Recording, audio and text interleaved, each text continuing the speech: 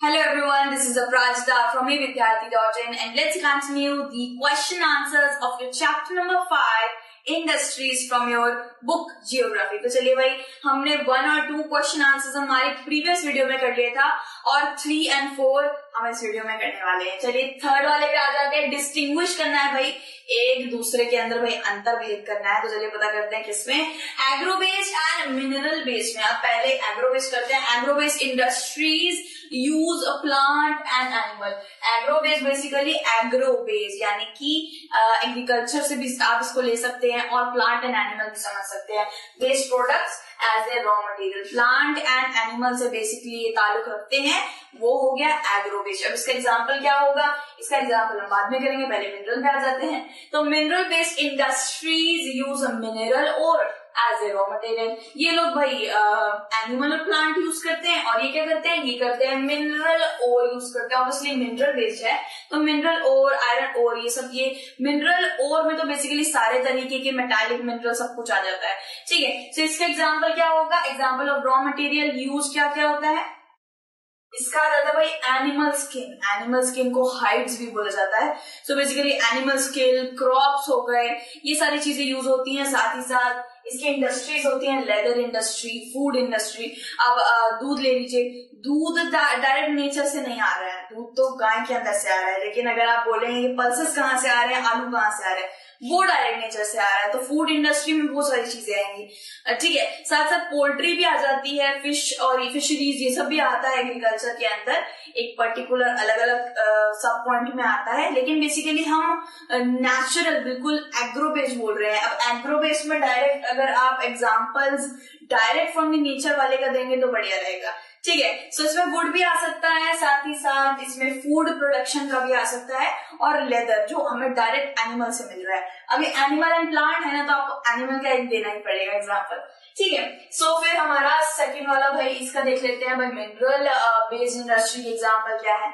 Mineral based industry के हैं iron ore, obviously iron ore है, लाइमस्टोन है। आपको बस थोड़े बहुत एग्जांपल्स दे देने हैं किसी मेटालिक मिनरल या किसी उन सब चीजों के। आयरन ओर हो गया और लाइमस्टोन ये हो गया। साथ ही साथ इसकी इंडस्ट्री कौन सी होगी, iron and steel industry. Obviously mineral based industry है तो उसकी एक ही इंडस्ट्री हो सकती है, आयरन एंड स्टील इंडस्ट्री। ठीक है, बिकॉज आयरन खुद एक मिनरल है तो उसी का इंडस्ट्री होगा, राइट। सो फिर इसके बाद आ जाता है इसका सेकंड वाला भाई, 2 डिस्टिंग्विशिंग है। एक आ जाता है पब्लिक सेक्टर, दूसरा है जॉइंट सेक्टर इंडस्ट्री। अब पब्लिक सेक्टर करते हैं भाई, ये क्या होता है, public sector industries basically government के द्वारा ओन होती है, गवर्नमेंट ओन करती है। ठीक है, एंड जॉइंट सेक्टर ये direct basically operated by the state, ये स्टेट ओन करती है और पब्लिक सेक्टर गवर्नमेंट ओन करती है। ठीक है, बेसिकली साधारण सी बात ये है। फिर एग्जांपल क्या आ जाता है, एग्जांपल आ जाता है हिंदुस्तान एरोनॉटिक लिमिटेड। तो इसमें हिंदुस्तान यूनिलीवर भी डाल सकते हैं, वो भी गवर्नमेंट के थ्रू ओन होती है। हिंदुस्तान एरोनॉटिक लिमिटेड ये आ जाता है आपका किसके पास, पब्लिक सेक्टर के पास, ये डायरेक्ट गवर्नमेंट से ओन है।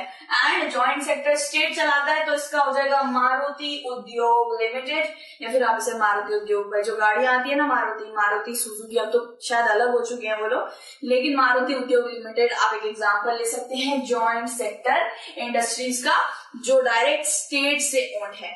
ठीक है, फिर क्या आता है, फिर भाई हमारे क्वेश्चन नंबर 4 आ जाता है कि 2 examples of each of the following. ठीक है, अब हमें इन सबके एग्जांपल्स दे देने हैं भाई। रॉ मटेरियल आ जाता है, रॉ मटेरियल में सबसे पहले रॉ मटेरियल ओर आ जाता है। ठीक है, direct from the nature's heart ओर आ जाता है। देन आ जाता है प्लांट्स। प्लांट्स को नहीं हमें बनाना पड़ता है, ना ही कुछ, सिर्फ हम आरोपण करते हैं। लेकिन जब हम थे भी नहीं ह्यूमंस, जब इंडिया के पूरे के पूरे विश्व में जब कोई भी नहीं था, इवन डायनासोर्स भी नहीं आए थे, तब सबसे पहले प्लांट आ गए थे। सो रॉ मटेरियल में आप प्लांट्स ले लीजिए, ओर्स ले लीजिए। ठीक है, फिर क्या आता है, फिर एंड प्रोडक्ट। एंड प्रोडक्ट जो हम लास्ट में पहनते हैं, सारे प्रोसेस हो जाने के बाद रॉ मटेरियल जो कलेक्ट होता है, सारी चीजों को पीछे छोड़ के जो एंड प्रोडक्ट क्या होता है, एंड प्रोडक्ट होता है क्लोथ्स दैट वी वेयर। ठीक है, ये जो क्लोथ पहन रखा है ये एंड प्रोडक्ट है, और जो गाड़ी आपके सामने है और आप उसे चला रहे हैं, उसमें बैठ रहे हैं, वो एक एंड प्रोडक्ट है। वो बहुत सारे प्रोसेस से गुजरा है वो, लेकिन बाद में हम उसको एंड प्रोडक्ट कार ही बोलेंगे। ठीक है, सो टर्शियरी एक्टिविटी का क्या एग्जांपल होगा, बैंकिंग होगा एंड होगा ट्रेड। टर्शियरी एक्टिविटी इन्वॉल्व करती है administration, trade, banking, insurance. Basically वो प्राइमरी और सेकेंडरी एक्टिविटी की बैकबोन है, दोनों को क्या करती है, सपोर्ट करती है, ट्रांसपोर्टेशन भी कराती है। तो टर्शियरी एक्टिविटी का आप बहुत सारा ले सकते हैं भाई, ट्रेड ले सकते हैं, साथ ही साथ ट्रांसपोर्ट ले सकते हैं, साथ ही साथ आप ले सकते हैं इसका ट्रेड हो गया, ट्रांसपोर्ट हो गया, इंश्योरेंस भी कराते हैं भाई।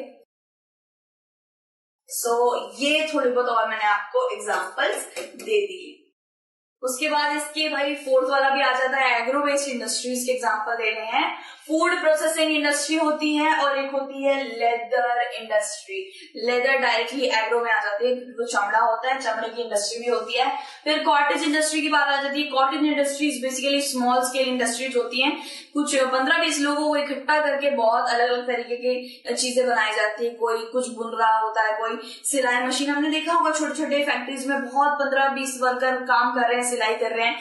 सो बेसिकली वो स्मॉल स्केल इंडस्ट्री हो गया, छोटा सा स्मॉल स्केल, जिसकी वजह से बहुत ज्यादा हायर बजट नहीं है, इतना ज्यादा कैपिटल नहीं है, ठीक है। सो बास्केट वीविंग और एक आ जाता है पॉटरी बनाते हैं ना, जो घड़े बड़े मटके वटके होते हैं मट्टी के, वो हो गए। साथ ही साथ बास्केट वीविंग का जो काम होता है, जो 15-20 औरतें बैठ के बना रही होती हैं, वो आ जाता है आपका कॉटेज इंडस्ट्रीज में, ठीक है। फिर क्या आ जाता है, फिर आ जाता है कोऑपरेटिव्स एक इसके साथ जैसे हमने करा था ना अभी जॉइंट सेक्टर पब्लिक सेक्टर, वैसे ही आ जाता है कोऑपरेटिव्स भी आ जाता है उसी के साथ। कोऑपरेटिव में क्या आ जाएगा, अमूल आ जाएगा और सुधा डेयरी आ जाएगा। These are also owned by some group of people, बड़े बड़े group of people and individuals के द्वारा ये ओन्ड होता है cooperative.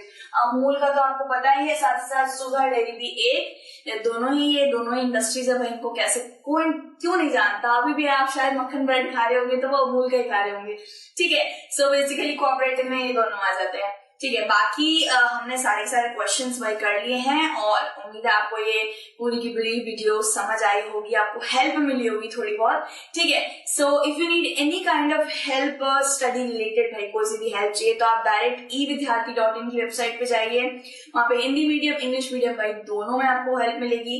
And MCQs, question paper, sample papers, E book, वहां आपको सब कुछ अवेलेबल मिल जाएगा। एंड इसी के साथ एक नए बढ़िया से चैप्टर के साथ आपसे जल्दी से मिलने वाले हैं। Till then take care, bye bye.